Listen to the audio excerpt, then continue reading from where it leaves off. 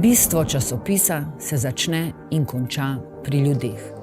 Časopis piše o ljudeh, ustvarjajo ga ljudje, zgodbe so napisane za ljudi, za bralce. Novinarji svoje teme in zgodbe iščemo med ljudmi in popisujemo njihove srečne trenutke, njihove zmage, uspehe, kot tudi njihove tragične trenutke in neizmerljive krivice.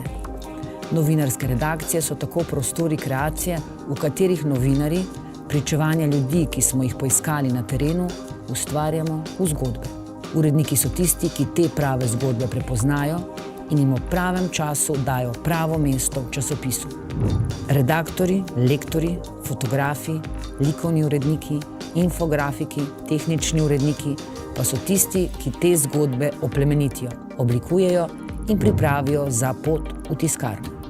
Tam se neoprijemljive časopisne strani z računalniških zaslonov prelevijo v zelo oprijemljive tiskarske plošče in se odtisnejo na ogromne količine papirja.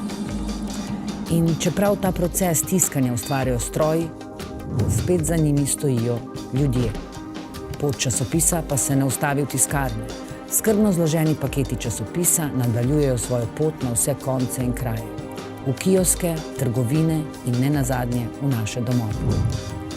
In ta občutek, ko bralci vzamemo časopis v roke, je nekaj posebnega. Omogoča nam, da se potopimo v prave, verodostojne zgodbe. Da vemo, kaj se dogaja, da vemo, kaj je zares pomembno, ali preprosto, da vemo več.